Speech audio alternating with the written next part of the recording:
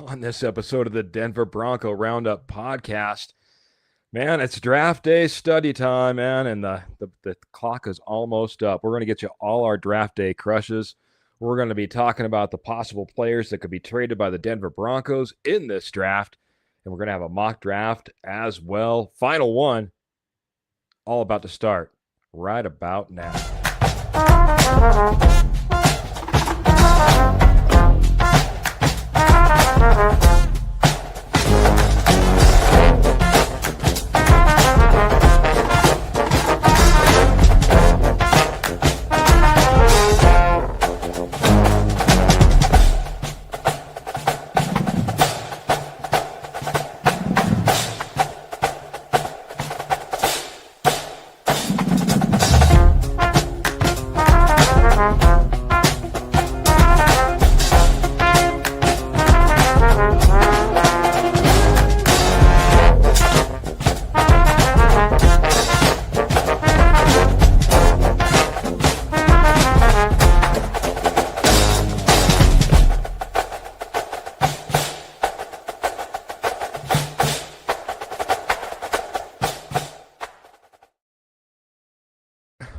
Well, welcome in everybody to the Denver Bronco Roundup podcast. And I'm delirious, kind of a little bit nuts, kind of a little bit crazy, maybe even a little cross-eyed because preparations have been deep for the NFL draft. I've been watching so much film, been checking out what all the prospects look like, getting ready for our 3 days of NFL draft coverage with the Pick Is In draft show that we'll be doing right here on the Rocky Mountain Sports Network. My name is Keith Brugman. I'm hoping that the guy next to me has a little bit more sanity, maybe isn't cross-eyed like me, so he can read a comment or two if I need him to. In all honesty, welcome to the show, the Judge, Jody the Judge Moncrief. Good to see you, my friend. Good to see you. Happy draft eve night, and a little bit tired from staying up from the Avs game last night. I mean, these 8:30 start times are ridiculous. I don't know how people on the East Coast do it. I mean, almost an 11 o'clock start time is ridiculous. But excited for tomorrow. Not really expecting Denver to do much, but just remember Jaden Waddle is our first round pick, so be excited for that. Jalen Waddle is our first round pick. You know, honestly, brings up a good question because this draft is obviously heavy in some places, light in others. Where would you put Jalen Waddle in this draft if he was coming out in this draft? I mean, he went pretty high initially. Would he be in the same territory in this particular draft, in your opinion? He'd be a tier above the rest of the wide receivers, in my opinion. I mean, I've said for a while I don't think this draft has a true number one, and I think Jalen Waddle is that. So that's a lot to ask. Jalen Waddle hasn't been that number one necessarily with Tyreek Hill. He's not going to come in and expect it to be that number one with Courtland Sutton. It'll be interesting to see, you know, how some of these prospects actually play out. We have the advantage, right? And this is something a lot of people talk about. We have the advantage. We know what we got in Jalen Waddle. We know what we got. Everything else is a gamble. Everything else is a roll of the dice out there, my friend. So knowing what we have, knowing what we got, I'm feeling pretty dang good because you never know how those prospects are going to turn out. I mean, not to bring up the bad side of things, but there's a reason that Henry Ruggs isn't in the league anymore. You know, just as an example, you know, Jerry Jeudy, who we drafted, we thought really great about. The Browns paid a ton of money to. They'll maybe be looking at a wide receiver in this draft as they're hurting and don't really feel that you know, Jerry Jeudy is all that big. So we know what we got in Waddle. So yeah, I guess remember what you got in your pick. Got to remember what we got in the posse, like Roy coming in saying, hey there, Horseman and the posse. Happy draft day, Eve. Good to see you, Roy, coming in over on Facebook. Good friends, always supporting our show. We'd love to support you by getting to these comments like Patrick Wilsey coming in from the islands of Hawaii. Aloha, boys. Good to see you, my friend. Can't wait to be talking to you during the draft. I know we hopefully get a chance to see you as well. So, Mr. Phil McLaughlin. Mr. Phil McLaughlin. Sorry about that. Good evening, Keith and Judge. Do we pick up a quarterback in the draft, or is it going to be an undrafted free agent? Phil McLaughlin coming in with some stars, helping out the show, man. Appreciate you very much, man. I'll even clap it up. It's been a while since I did a clap it up for some stars. Judge, do you think it's worth taking a quarterback high enough, to actually take a selection in this draft? I know we have multiple seventh round draft picks, so I guess that's always a possibility. Or are we just going undrafted free agent at this point? Your opinion? Undrafted free agent for me. There's no need to waste limited picks on a quarterback that's not going to play. I mean, Bo has proven to be, he's missed one game in 2 years. So he's proven to be healthy. He's playing behind the best O line, so I expect him to stay healthy again. And yeah, there's really no reason for it. Maybe there's a reason. Maybe there's a reason. Maybe we're a little bit shy in the quarterback room by the end of this draft. I don't know. A lot of. Remember that swirling that we had around people interested in Jarrett Stidham? I wonder if that plays out. If that's the case, Sam Ellinger and Bo Nix. I know that, like you said, Bo's only missed one game, so we'll have to let's see how that plays out. But at the same time, like to have three quarterbacks. It might be the opportunity to go in there and make sure you get your guy rather than him trying to have to pick. Because as you bring up, who wants to come in here as an undrafted free agent and sign with the Broncos if they have multiple offers? Because you're not going to get playing time. You know that you're in line, and you're in line behind Bo Nix. So it's not like a pathway, I guess you could say, an easy pathway to any of that.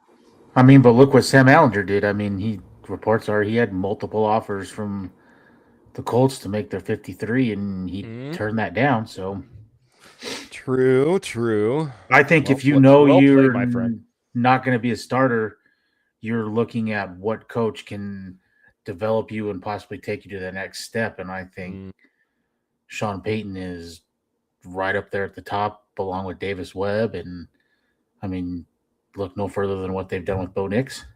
Yeah. Davis Webb, I think, is going to be mentioned more and more in that regard as time goes on. Go Broncos country only. Hello, Keith and Trevor. That's not Trevor. That's Jody, Ernie. That's okay, though, man. We love all our horsemen, and we love all of our posse, man, even if they make mistakes. I get it, man. I'm a little delirious myself. Graham's coming in here. I said, I heard after the trade for Waddle had commitment issues, but I bet you that was just a Dolphins person yapping. Yeah, come on now. I don't want to get into all this negative talk and possibilities in the background. No, Graham, I appreciate you always trying to report the best information, but I just don't see it. I don't see Waddle second guessing this opportunity unless it was for tax reasons. That's about it. Jody, any comment on that at all, my friend? I'll just say that I'll take the word that Denver reached out to Teddy Bridgewater and Nick Saban and got rave reviews on him. So, I'll take Nick Saban's word. I mean, he coached him for 3 years there in Bama.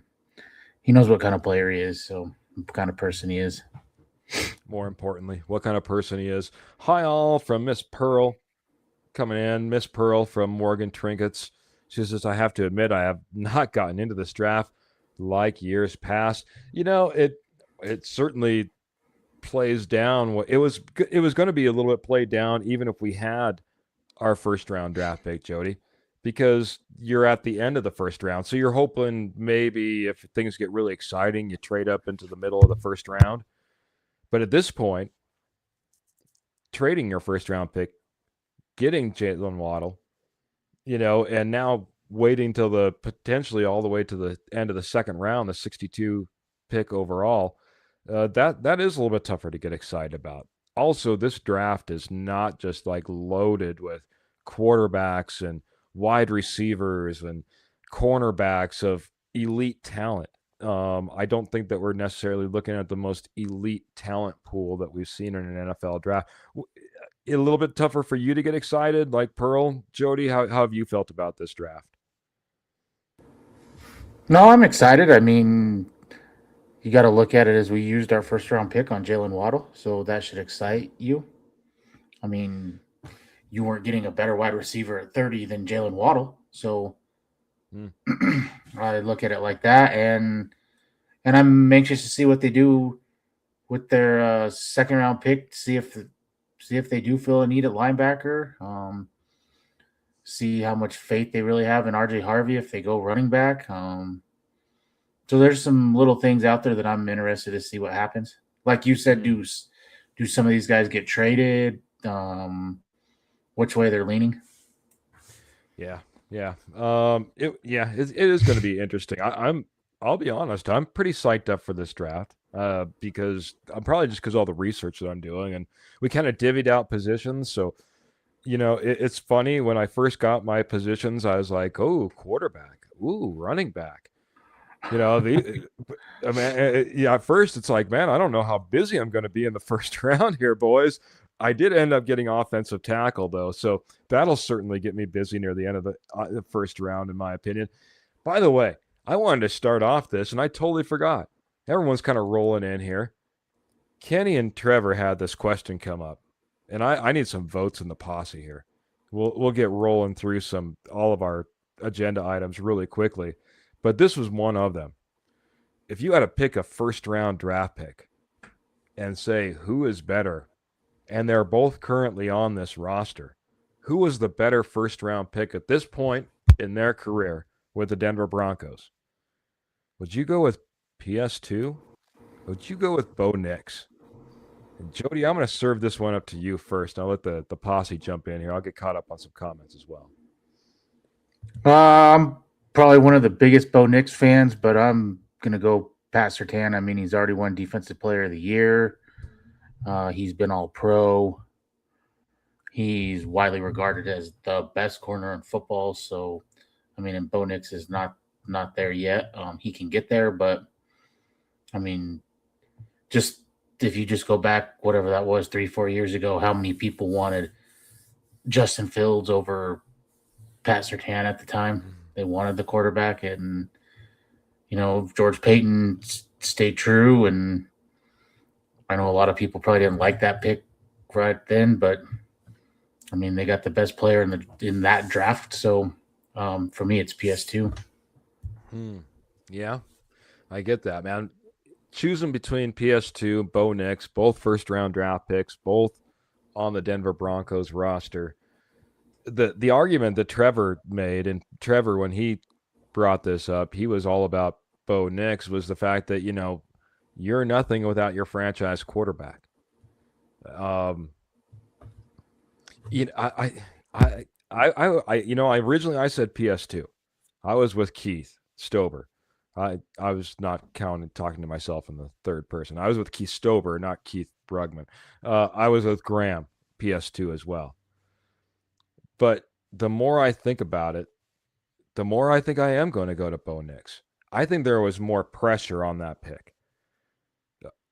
I mean, PS2, I get it that you could go Justin Fields, but PS2, that high of a pick, he's staring you in the face. You kind of have to make a mistake at that point. They did well in not making a mistake. With Bo Nix, the research, the time, the smoke screens, the waiting till he came to you, all of this happening, and then getting your franchise quarterback. At least from a GM perspective, I gotta say that is a got to be the better first round pick that between the two, and at least in my opinion. But no, I'm no disregard, not trying to disregard what PS2 has brought to this team. Obviously, two amazing picks that we're trying to choose between. When you think Bo Nix, do you think Sean Payton was telling the truth the whole time, that that was the guy they wanted? They done all this film. They tricked the Vikings into JJ McCarthy. Do you buy all that, or do you think that was the last of the first round quarterbacks, and so he took that guy? I mean, I can't see him betting his whole future after he just told the Pinners eat $100 million on a quarterback that he was not 100% confident in. Yeah. because he could have went and got Jameis Winston, Teddy Bridgewater, whoever guys that he had won with. Mm-hmm. No, I think it's all true. I mean, unless he could get Caleb Williams, I mean, that was the only other quarterback that I think he really was aiming towards in that draft. If he had his druthers, it could make the number one pick overall happen for himself. So yeah, I think Bo Nix was the plan. You could tell it just in his giddiness in the way that he was after he got that selection. He was very very happy about what he accomplished in getting Bo Nix, in my opinion. So here come all the Bo Nix coming in from Michael, coming in from Kurt Valente as well. So we kind of evened out. Phil McLaughlin's coming in and says, on Monday, if any of these players are still available, who, if any, would you consider? He has number 1, Najee Harris. Number 2, Joe Mixon. Number 3, David Njoku. Number 4, Calais Campbell. Is Calais Campbell still available out there? I thought for some reason he was picked up, but maybe I'm just wrong. Yeah, he is. Oh, He go ahead, is. man. No, He's I was just saying he is he is still available. still available. Okay, I'm sorry, man. May I too much studying gone in my head, man. Boy, that's quite a list. I don't think we're getting all 4 of them. Jody, what are your thoughts on Najee Harris, Joe Mixon, David Njoku, Calais Campbell as potentials on Monday joining the Denver Broncos roster if still available? 1 and 2, yeah, one and 2 are definitely out for me. Probably Calais Campbell, but I will throw another guy that I still would like is Jordan from the Saints. I've said that for a while. I think he would fill John Franklin Myers' role perfectly. Mm-hmm. I mean, Sean Payton drafted him; he knows him. So, Yeah, I my guys are starting to disappear. It doesn't sound like DJ Reader's going to be coming to the Denver Broncos anytime soon. As I think he's got visits lined up with New York, and if nothing else, Baltimore right there soon after. Both very interested in adding his services. I think the Broncos are a third. Najee Harris and Joe Mixon. It's funny how Najee Harris was once the talk of the town, and now, you know, seems like we're playing. Well, he is playing second fiddle. We're talking about, is he available on Monday? But of all of those, probably the one that makes the most amount of sense to me right now is David Njoku. I don't know what the draft is going to look like. I don't know what we're gonna add, if anything, at tight end. But if I wanted to add just a little bit of something, if nothing else, just to spell Evan Ingram out there from time to time, David Njoku would be that perfect guy to kind of fit that role and maybe be able to take it over in years future. I'd like to see him in a uniform outside the Cleveland Browns, and maybe this guy just has a little bit of something, because it's not like Cleveland is the place to show off all your skills. That's my thought, but I'm not out on what you're talking about either with Calais Campbell. That would be my second overall in that list, man. Great question, Phil, coming in with 50 stars and another star giver. Oop. you said spell Evan Ingram. Do you say that because you think Evan Ingram will get more than 48% of the snaps on offense and will be used right this year, or yes and yes, 48% was too much for him? No, I think he needs to be north of those numbers, my friend. I honestly, I mean, let's face it. If this offense goes the way that maybe me and you both think under Davis Webb, I think that he should be out there on the field, and he's going to be running so much. He's going to have to be like one of those guys, like, come here, I need a breather. Send somebody in here. I've gotten too many catches in a row. I can't do it. Right. So that's my hope, man. That's my hope, and if that's the case, then we'll be rolling pretty good. Good evening, Keith and Jody, and go Bo Broncos. Dropping some stars, Mr. Michael Ronquillo, a guy that I always can depend on, including next 3 days over the Pick Is In draft show, man. I expect everybody there, man. We can't wait, man. We've been putting in the work. We're going to have 3 days of minute to minute coverage, second to second coverage, every single pick, analysis, friends, guests coming on, giveaways. Oh my goodness. And I got a guy behind the scenes right now, and Kenny Kirkpatrick, unless you're if you were seeing the strobe effect on Michael's comment a little bit earlier, it's because we were both trying to get there and trying to put it up there because Michael's such a great supporter. And, every time I put it up, he'd put it on. And every time I put it on, he'd put it up. And back and forth we went. Want to get to this really quick too, man. Draft day crushes, man. I want to get this from everybody. By the way, continue to vote on who's the better pick, Bo Nix or PS2 as far as first round draft picks for the Denver Broncos that are currently on the roster. But draft day crushes, man. Like I said, we've been doing a ton of research, a lot of evaluation. I imagine you ran across a guy or two, and even probably a guy or two that you weren't even assigned to, that you have some draft day crushes on, man. Who's your first draft day crush that you have, man? This one's probably pretty easy for me. Jeremiah Love, and I'm pretty. I mean, I've went back and forth, but I think Denver is really right. Is that close to going all the way, and I very well would probably consider giving up my whole draft to go get him. I've said he's Eric Dickerson 2.0. He's a 3-down back. He can block. He can catch. He can run inside, run outside. He can spin move. He can hurdle you. He can do everything. And Denver hasn't had that since probably Clinton Portis. So I agree. Now the one thing, and I'm a Jeremiah Love lover, I guess you could say. In fact, right before we went on, guys, I dropped a dropped a YouTube short about Jeremiah Love. I ask you to go look at it because it'll have, I almost guarantee the highlight footage that I have in there, you haven't seen.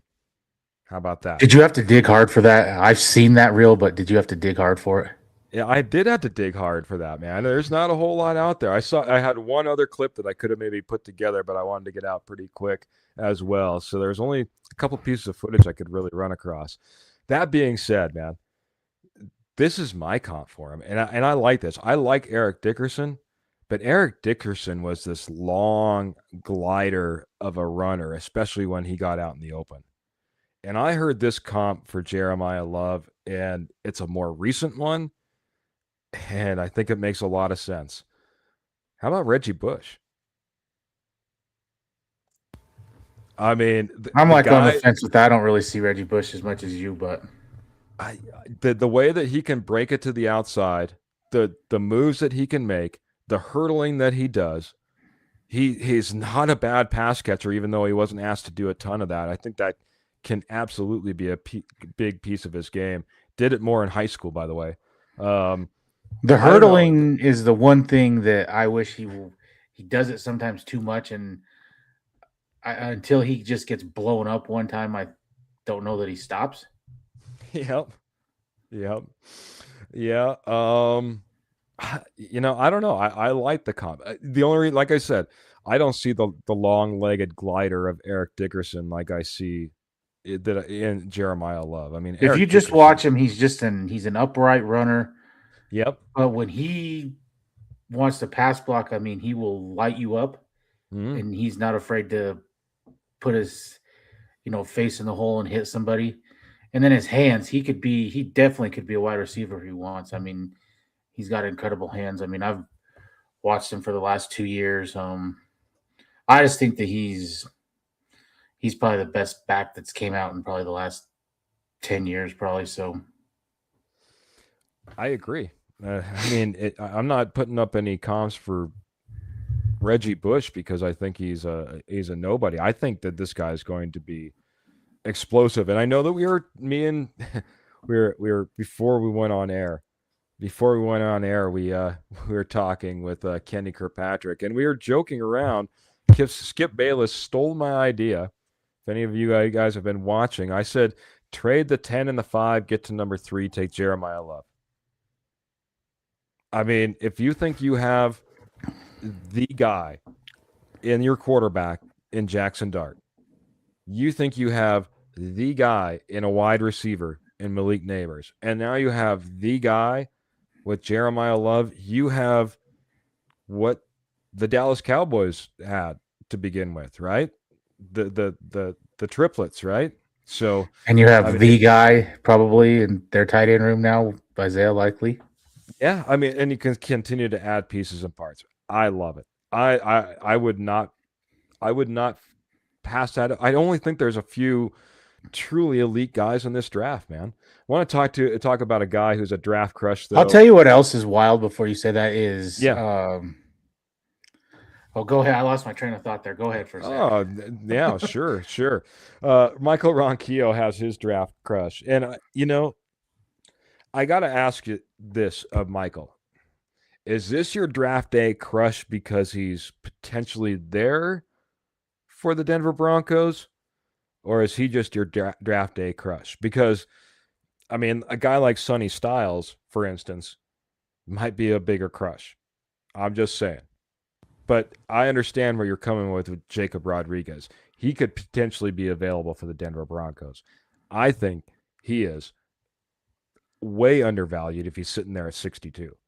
I mean, I think this guy should go early. I think this guy could go top third of the second round if someone really values him. That's where Jacob Rodriguez should be. I think he's great sideline to sideline, and he can come down and he can support the run as well.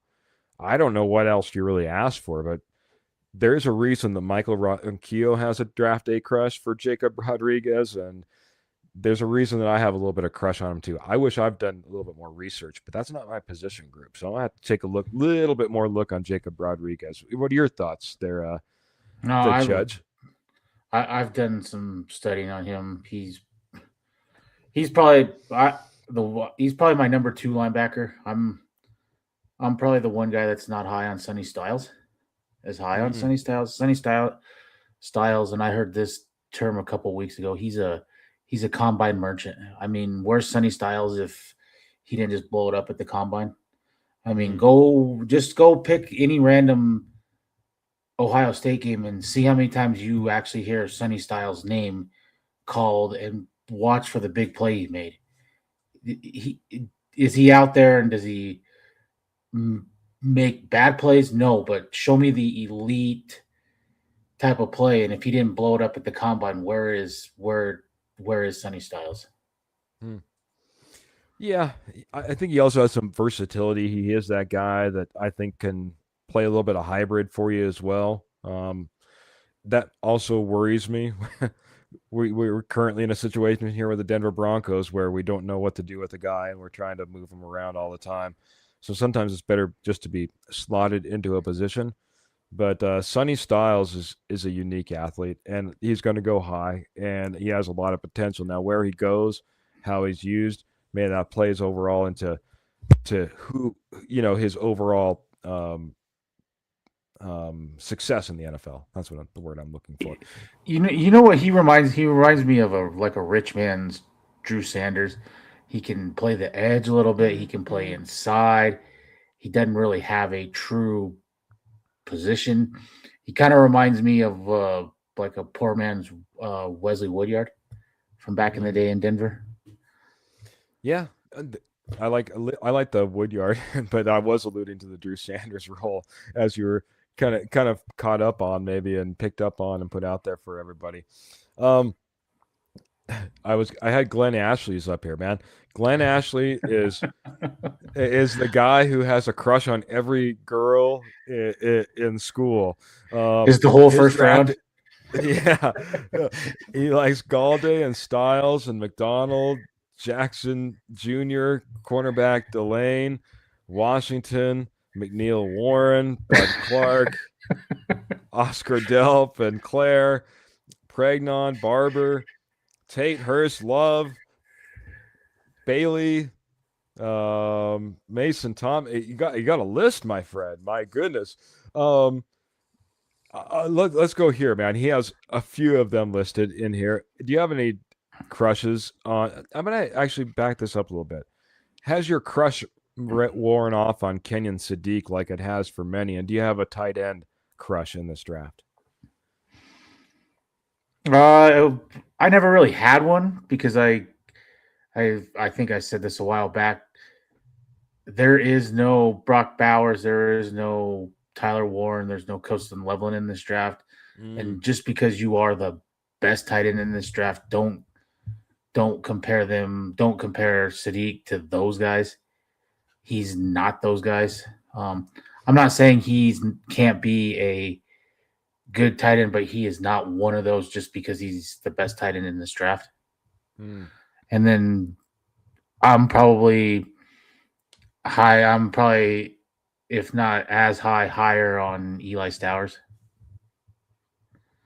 And he's going to be in that, whatever, what do you say, 45 to 62 range, I think. So you're going to Gives have you a an better opportunity. chance at getting him. Yeah, I got that opportunity to maybe go after a guy like that. In comparison to some of the, obviously, like we were just talking about Kenyon Sadiq, I do think that things have cooled on Kenyon Sadiq quite a bit. I might as well mention it since you said from the very get that this is a Keith's draft day crush. Literally put it in the comments of our reel on Facebook. Oh, your That's man okay, crush? man. My man crush on Lee Hunter because I liked him last year. I really thought if he would have came out last year or did come out last year that he would have been a top pick. Maybe had a little bit cooler year in 2025, 2026 here, and didn't help his stock much. You know what I mean? So Lee Hunter is a guy that I really like. I think he's going to be a big presence in the middle for a team that, especially that needs that nose tackle. I think he's the Dexter Lawrence for your New York Giants if you need a guy. So, And I will say it's probably not a pressing need for Denver, but DJ Jones is really not a true one. I mean, when he came over from San Francisco, he was played more of the three, and correct. I think he would fit better out there. And if you had more of a bigger body inside, it would be interesting to see what this defense would be like. Would you see some of the gashes up the middle and stuff like you see in Buffalo game and stuff? Kenny's chiming in. He says Lee Hunter's going to be on the dating game because he's his crush as well. So, um, yeah, I mean, I absolutely like a guy that could actually play that true one technique and play it well. Lee Hunter fills that role. It's the reason I like DJ Reader. Like I said, I don't think we're going to be in that market. So, do we have that need? Yes. Do we utilize it early and go after that need and fill that need early? Well, I guess time will tell, and certainly as the Broncos have been full of surprises. I got to talk about about perfect time. Our amazing sponsor, Morgan Trinkets. Morgan Trinkets has been your headquarters for Southwest Jewelry, Southwest Pottery, estate gold at wholesale prices for over 35 years. Must be almost 36 now. I think I say that every draft year. That being said, man, they were once a nationwide company, but now they just hang out and they do shows in your backyard. That's northern Colorado and southern Wyoming. And they have an amazing store over on eBay. Check them out by typing in Pearl Heat over on eBay. That's the name of their store, Pearl Heat, because it's from our good friend Pearl Heater. Pearl, if you're out there, please let me know what shows you have coming up. I haven't got caught up on that. Been doing all my studying, but check them out. I'm telling you what, they don't stick around for 35 years doing the wrong things, folks. And right now, if there's any silver left over, I'm telling you, Pearl probably has the best prices out there. She was blowing it out at low prices.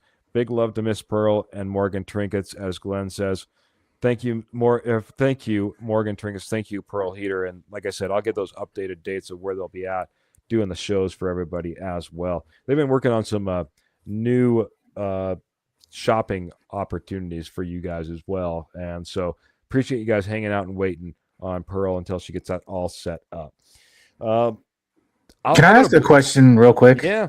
We haven't talked about this, and I think it's one of the weird things Denver's done this offseason. Do you think it's weird that they moved Drew Sanders? He started it outside, moved him inside, and now they're moving him back outside again as they're moving their number 3 outside linebacker inside. Do you find this weird? Like, why not either just leave it Jonah Ellis at outside and Sanders inside, or why are we doing this musical chairs with? I mean, why does he keep bouncing inside and outside? My question would be why are we telling the world about this right before the draft?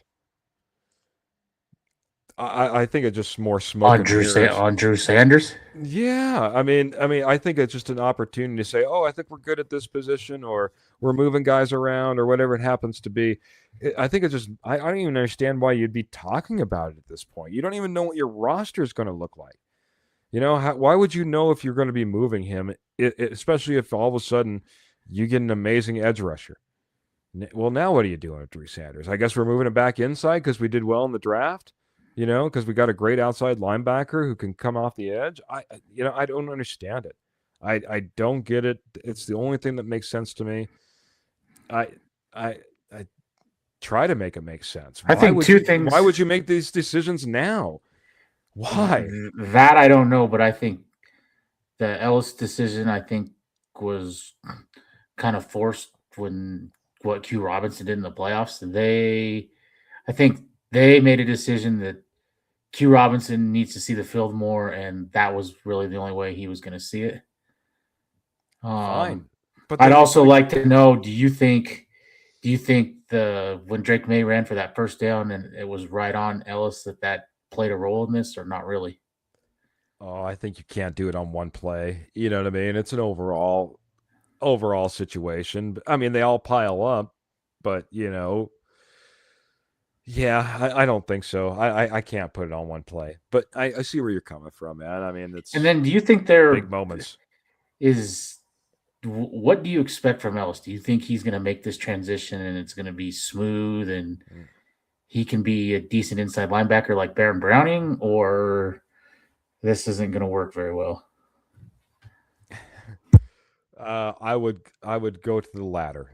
Like I said, even with Sonny Styles, we were talking about earlier, you need to find out what his position is, or a few guys in this draft. I'm going through guys that everyone's like, oh, he's an offensive tackle, but he's going to be a great guard. Oh my goodness! If I hear that one more time, you just don't move guys around like musical chairs and expect them to fall in and just be perfect at their positions. And when you start bringing guys like Bailey and Drew Sanders and you start moving it, no, I don't think it's going to turn out well at all. I think that's one of the reasons that you could see this position or both their positions be drafted, because I don't think we have perfect solutions behind with them backing up other players. I think that we could dig up better. So short end of the stick. So I got questions for you, man, because we're going to do this. We got mock draft as well. I saw an article, actually Mile High Report, so I'll just go ahead and name them out. And they're talking about potential players that could get moved in the draft that are Denver Broncos right now.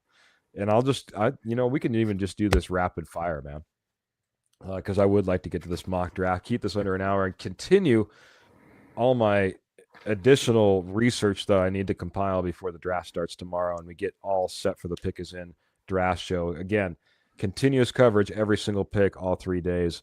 Be there, be square. Giveaways, guess, lots of fun. Can't wait for it. Jarrett Stidham. How likely do you think that Jarrett Stidham ends up getting moved? There was talk early that there was teams interested in Jarrett Stidham. We all know this is not the strongest quarterback class around.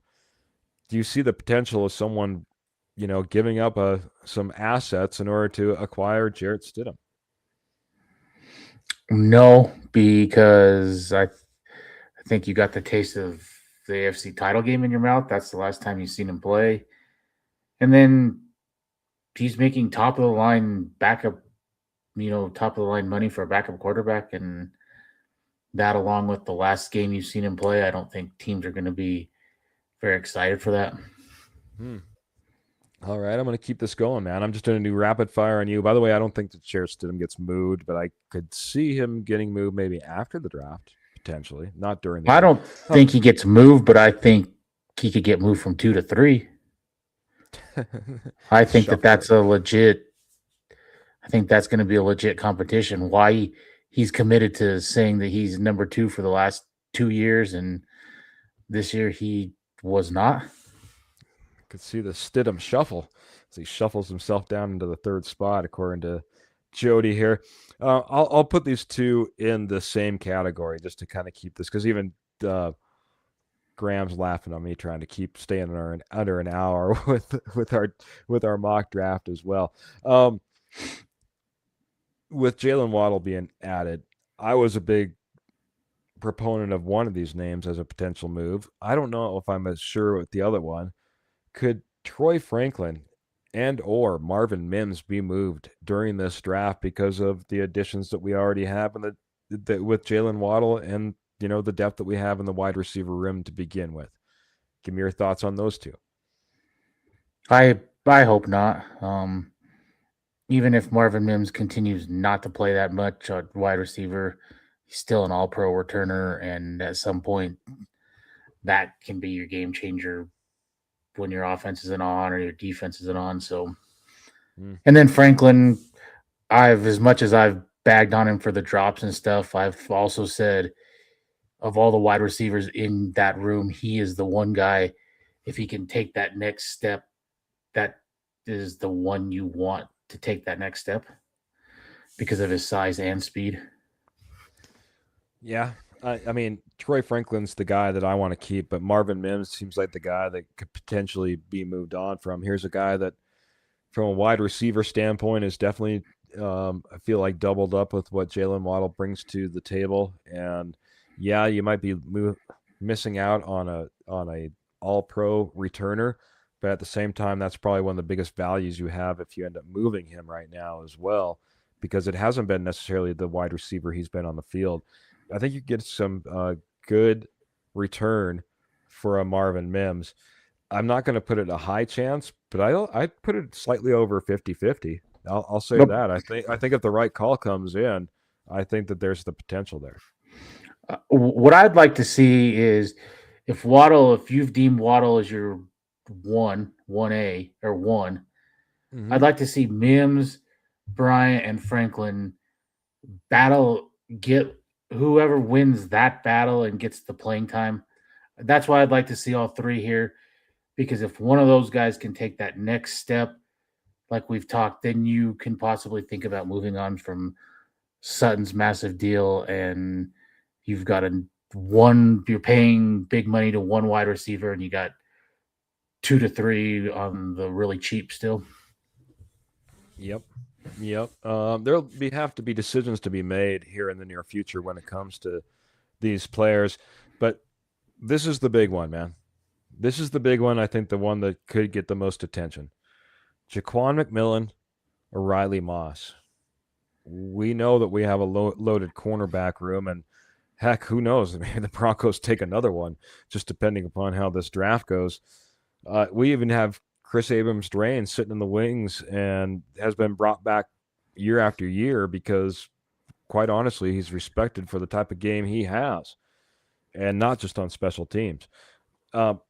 Your thoughts on the possibility of Jaquan McMillan, Riley Moss getting moved during this draft for a trade? Skip. I would love if you could sign both of them, but you have to be realistic that you're paying Bo Nix after this year probably 50 to 60 million, and that's where you're going to have to make tough choices. So if you bring them both back for this 1 year, then you might as well get ready to lose one of them or both of them like you did JFM. And I've said, I'm sure this is probably split 50-50, but Jaquan McMillan for me is the easy keep. He's the best slot corner in football. You can just go, you can pick probably whatever game you want, and he makes at least one highlight, game-saving, game-changing play. I know Riley Moss is not like that, and if you're locking down a guy and the ball's not getting thrown your way or whatever, out of sight, out of mind. But for me, it's just Jaquan McMillan. He's by far the guy I'm keeping.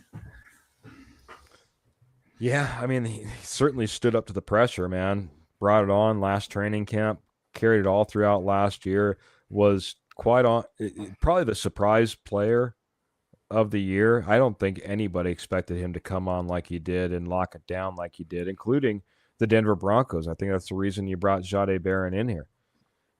That being said, now you're sitting in a position where you have multiple guys with lots of lots of potential, and at some point you either need to move on from them or get them to the field.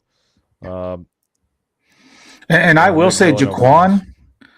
Jaquan, we know Pat Surtain is Denver's best corner, but last year Jaquan was Denver's best corner, in my opinion. Mm-hmm. I mean, he didn't miss any games last year. Pat Surtain did, and he just made elite. I mean, he makes game-changing plays. I mean, he basically saved you the Buffalo game. If he didn't make that interception, you've lost because they're kicking a field goal right there and it's game over. I know. I'm almost with Glenn though here. He says, I think you, no, or maybe it was this one. Here we go. We have to keep this corner room together for the season and evaluate. That doesn't mean you don't future-proof it if the right players on the board. The one thing I wish I would have seen a little bit more is Jade Barron. I did see some stats on him, and he was pretty locked down and was asked to do a lot on tight ends, which he did when he was out on the field and played well. But I wish I would see more, kind of the Glenn's notion there, and then I could make a decision. If I had to make a decision today, I might be on the opposite side. I'll play the devil's advocate. I like myself some Riley Moss. Once he got his hands in check at the end of the season, there wasn't a guy that he didn't line up against, couldn't run with, couldn't cover, couldn't be step for step for. And playing opposite of PS2, I think doesn't get enough credit. Be careful what you ask for when you get rid of a guy, even if he just got a little bit handsy at the beginning of the year. I thought he cleaned it up and he did a great job, and I'd hate to see him go. And I hate to see Jaquan McMillan go, and I wouldn't want to see PS2 go, and I'd like to see more from Jade Barron. When is Chris Abrams-Strain going to hit more of the field? We have a problem, but it's a good problem to have. See, and I'd like to know where they really feel Jade Barron is best suited. Do they like him as a Swiss Army knife, or do they really see him as a true number 2 corner or a true slot corner? What do they see from him? Mm-hmm. Yep. I'm tired of those dislikes for cornerback Riley Moss because he's coming into his own. Cornerback PS2 said Riley Moss is one of his favorite players with the Broncos, says Michael Ronquillo, and maybe that plays into it as well. And which is why I don't bring up all the holds that he does. I mean, there were a handful that were just bad on his part. Sure. But he got profiled, and there were some that were just straight garbage calls just because of the reputation. Then they were bad. Yep. Based on reputation calls. That was bad. I'm going to try to make it an hour. Kenny, fire up the draft machine, man. We're going to do a quick mock draft. Our final one. It's just all Denver Broncos. We're going to go quickly over all the picks. We're not even going to really talk about any of the rest of the picks.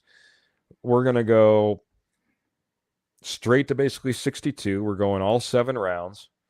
And yeah, it's going to be a whole lot of fun as me and Jody decide how this draft goes down. I can't wait for this, Jody. I cannot wait for the draft to start. Kenny, fire it up whenever you're ready. Keith, as this goes, pick before it gets to 62, who is a guy you think we take there? Who do we take at 62? Oh, CJ Allen, if I had to guess, just the way most of these mock drafts have been going and the way the board's been lining up, that's probably the way I would go. But, I want to take a look at the board once it gets there, though, too. So, and I think for me, Josiah Trotter is who I think they end up with at 62. Ooh, Josiah Trotter. Okay. Well, options, my friend. Wide receivers, I guess, kind of taking up the top of the board, but you got your guy there, man. We have when it comes to the linebacker, Jake Galday, we do have Josiah Trotter. It looks like my CJ Allen is probably gone. Mike Washington Jr., first running back potential there. I like myself some Keontae Scott, cornerback. If you're, but we probably get eaten alive if we went that way. Another Um, cornerback that's going to not play. yeah, exactly. Um, man, I mean, your guys there, man. I'm not. You've been. I know you've been doing the linebacker um, research a little bit more than myself. Why do you like Josiah Trotter out of Missouri? I know that he has some lineage, but what about his game? He's quick. He can cover. He doesn't miss tackles. Those were the three big things that stood out for me. I like the way he plays the run too. Jake Galday is here. He's higher rated, at least when it comes to the mock And they're draft in the same database. tier for me. So, I mean, I'm not going to hate either way. Okay. I'd probably lean Josiah Trotter just mainly, like you said, because of lineage. But if I'm going to go linebacker, now I like Mike Washington, but I've said all along you've invested in RJ Harvey. I'm not wasting. It's not a waste, but I'm not using my first pick on a running back that's going to split time with him. I need to know if he is or is not the guy this year. Um, and really quickly before we make this pick, reasons why Jake Galday would be a good pick, even if we don't go with him. For the same reasons as Trotter, I mean, he's a little bit bigger, and he's great in coverage as well. And that is something that Denver really hasn't had since probably Danny Trevathan. Mm-hmm. Well, I'm going to let you make this pick, man. Your guy is there. You called it before we got here. You said that you'd take Josiah Trotter. CJ Allen, nowhere in sight. Do we make the call right here? Go Josiah Trotter? That's who I'd go with. But Bam. Make it happen, Kenny. it's 1 and 1A for me. They're pretty close.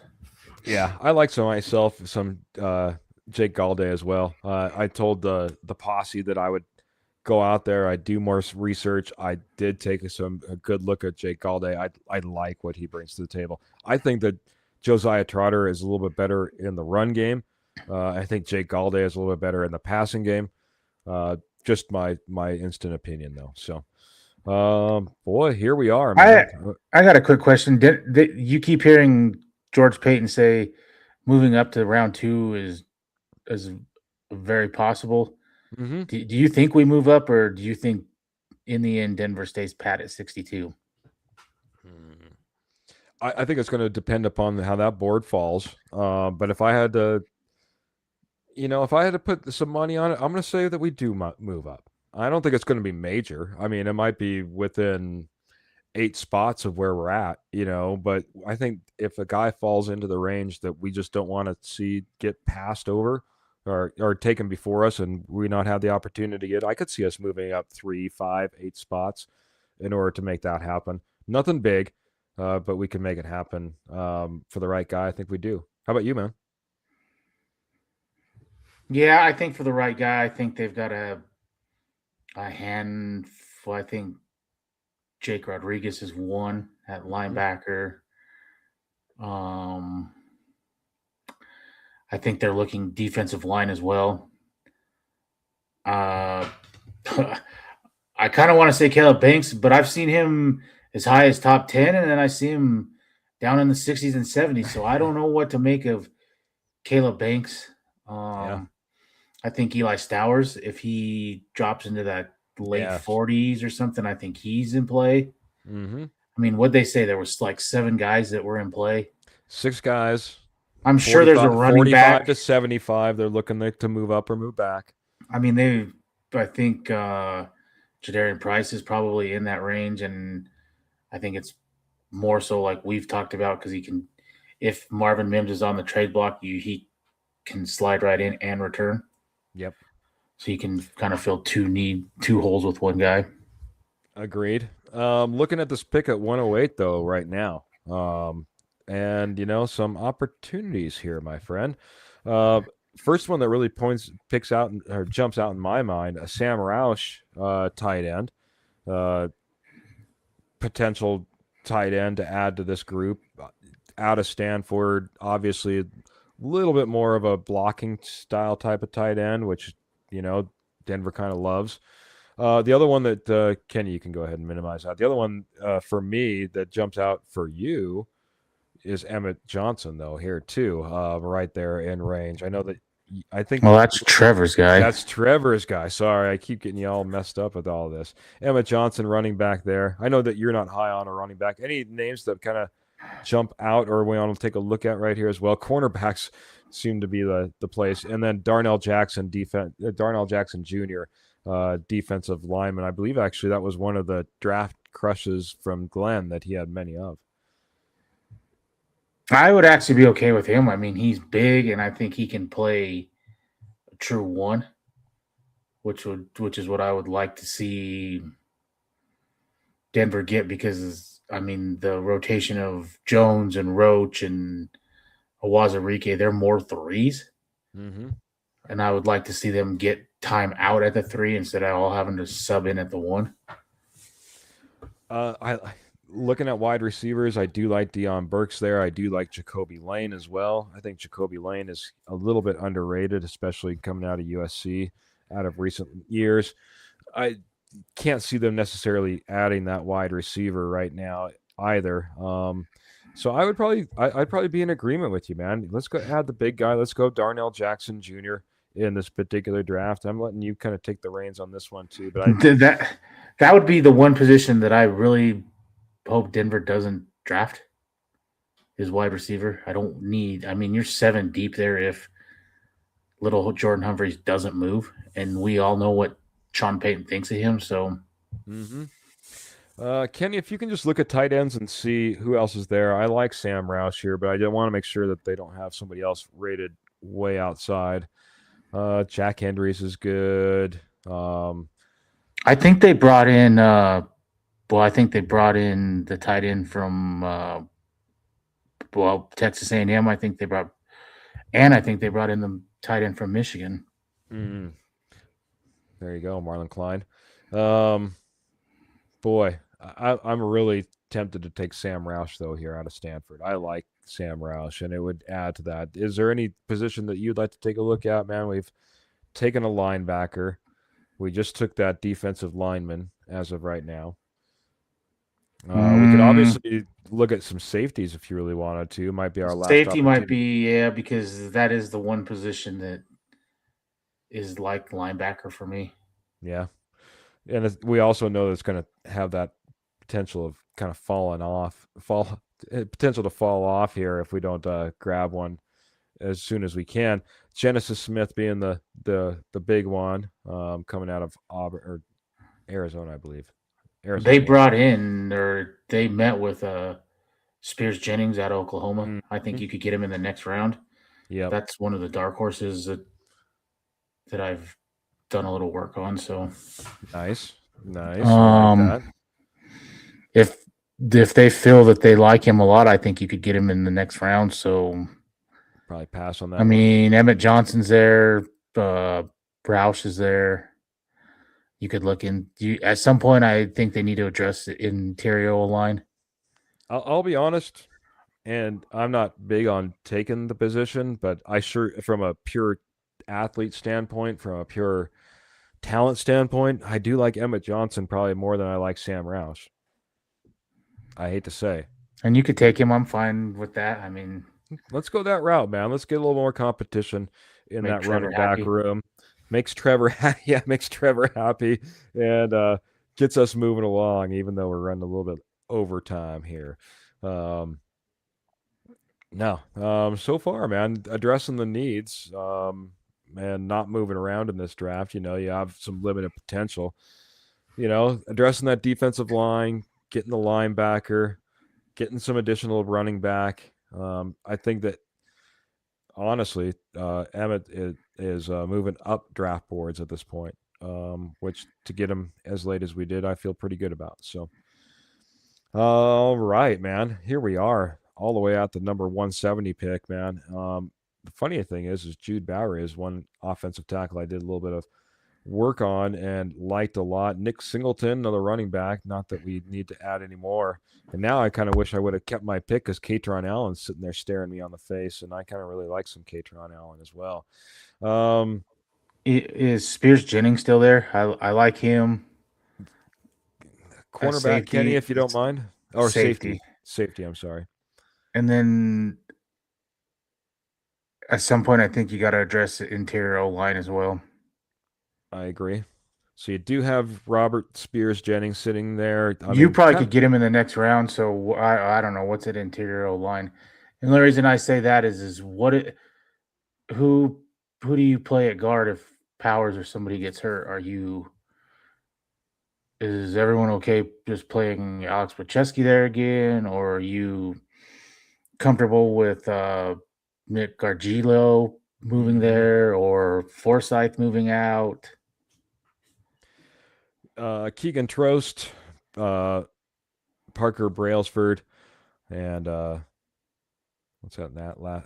Is that Jager Burton? I don't I even know do, if I know that name. So I do like Pat Coogan. I mean, he played at Notre Dame, went on and won a title with Indiana. He mhm. plays center and guard. He can play both. A little bit of flexibility there. I like I I like I like him. I like Bray. Spears Jennings. Those two guys are the where I'd be So leaning. I mean, so we got Pat Coogan. Oh, or put both of those positions up if you can, Kenny. Maybe just safety and interior offensive lineman. I just want to see how those guys line up against each other. Spears Jennings 196, and 199. They're pretty close. so really close. If I had to go one way over the other, I would probably go the interior offensive line, especially with the flexibility. But that's just me. I want you to make this call, man, my friend. And I'm good with that. Okay, man. Pat Coogan, it is. Make that pick, Kenny, and we're got a How, little since we haven't flexibility on that addressed interior offensive safety line. yet, how does everyone feel about Devon Keys as your number three safety? I think we could be a lot worse off. I think the athleticism is obviously there. It'll just be a matter of whether he can master the position, I guess is the best way to put it. So, how do you feel? I think he's right in like with RJ Harvey. You need to give him all the chances you can to win that spot. Mm. He's an all pro. He's an all pro special teams guy, and I want to see what I mean. I don't think he's embarrassed himself since he's been on the field. So Mm. All right, man. Here we are. One name that kind of sticks out to me. I know that we already went running back, but I like Kaleon Black. I think that he can fill the role of almost a fullback as well as a running back role. So that's one name that kind of jumps off the page for me. Robert Spears Jennings.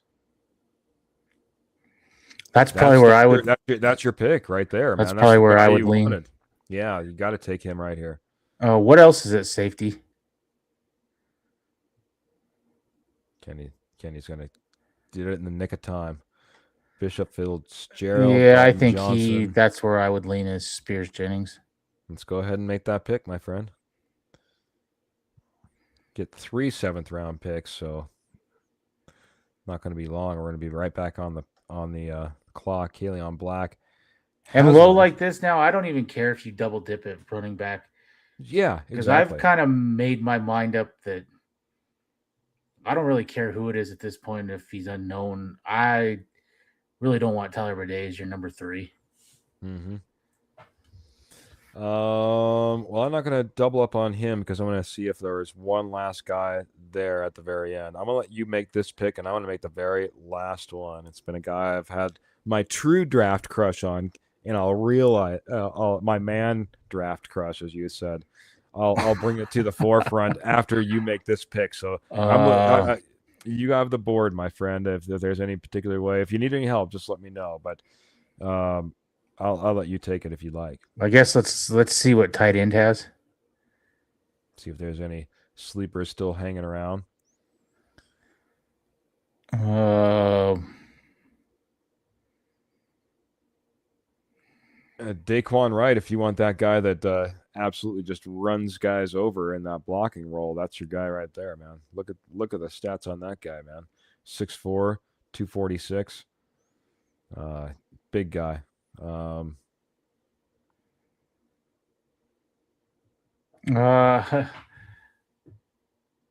I'll probably go. I'll probably go with the Ohio State tight end. I mean, he's another big guy.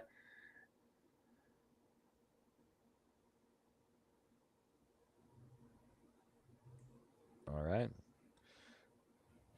And Kenny, you probably know which way I'm going right now, man. Go running back. Oh, he already knows it, man. And yeah, tell me he's still there. Oh, no.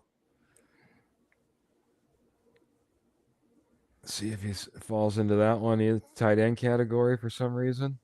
Who are you looking for? Max Bredesen. And I think he's gone. Either that or he's not even on the list.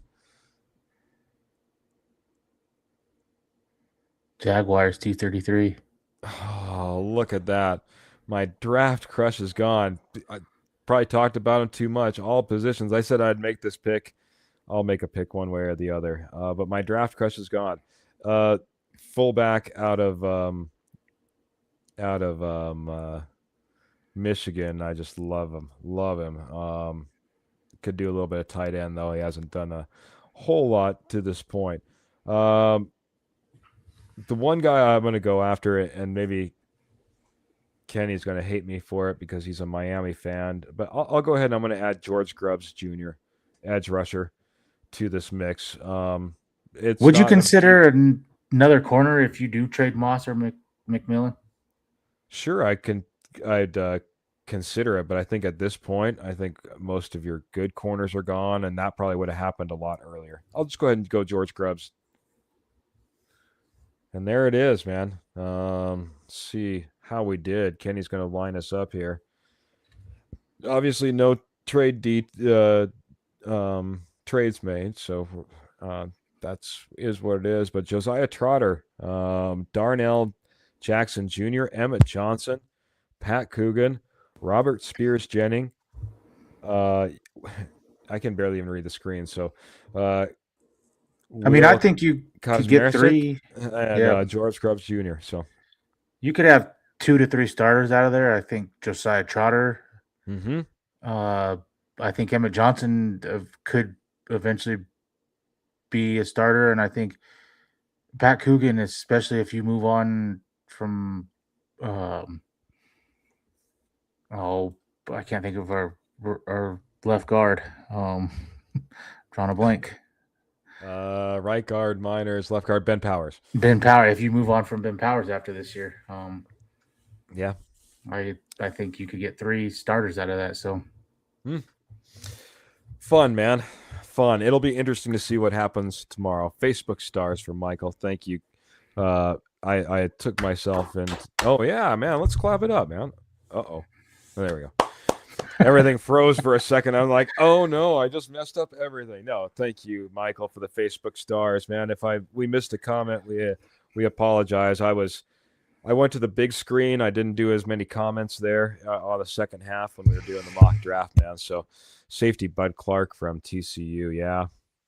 Like myself some Bud Clark and probably would help out in comparison to that Devon Key situation you were talking about. Yeah, AJ Halsey. AJ Halsey is a stud, man. If we can land him, I think I don't know if we can get him in the third. It might have to be a second round pick in order to pick up AJ Halsey, in my opinion. So I will say one thing I don't want to see is I don't want us to dive into next year's picks to move up 5 or 6 positions. I don't want to see that. Yeah, I mean, next year's draft is loaded, and if you do some deep diving and guys that get into the contracts a little bit more and stuff, I mean, I think they said Denver had one starter that was on a rookie contract, and that was Riley Moss on defense. So at some point you're gonna have to do something if you're gonna pay Bo Nix. You've got to get some rookies that are starters and stuff. Yep. Agreed. And some of those guys are in the works, in the pipelines, but some of those guys will have to come in the years to come. Obviously, I don't. I probably don't want to give up. I probably don't want to give up anything fourth round or above in 2027. I'll consider things fifth, sixth, and seventh round, potentially have given up in order to maneuver. Uh, but don't give up your first. Don't give up your third. Don't give up your fourth. I think those are going to be well worth it in next year's draft. Um, this is it, man, Jody. Next time we'll be talking, we're going to be talking NFL draft for real, man. The Pick Us In Draft Show tomorrow will be going on an hour before the draft starts. Just that's an easy way to put it, man. That's like what that puts us at 5 o'clock Mountain Time, 7 o'clock Eastern Time, if I remember correctly. We'll be jumping on here. We'll be getting all prepped, docking everything, and a NFL draft, and then get all set for round one. And then we'll be back for day two, and we'll be back for day three. We have the Juice. The Juice comes on every Tuesday, 8 p.m. Mountain Standard Time, talk all 32 NFL teams. We have the Denver Bronco Roundup. We're live on on Saturdays and on Wednesdays, 8 p.m. Mountain Standard Time. Kenny and Trevor have been on a mailbag show. We just got done doing our mock draft pick is in show as well. So that's all wrapped up for this year. But like I said, make sure you chime in, come in, 5 p.m. Mountain Standard Time, the Pick Us In Draft Show. We're going to have giveaways. I mean, there's like nothing you got to do but other than show up, and we're going to have giveaways for you. We're going to have in-depth analysis. We're going to be talking about every single pick.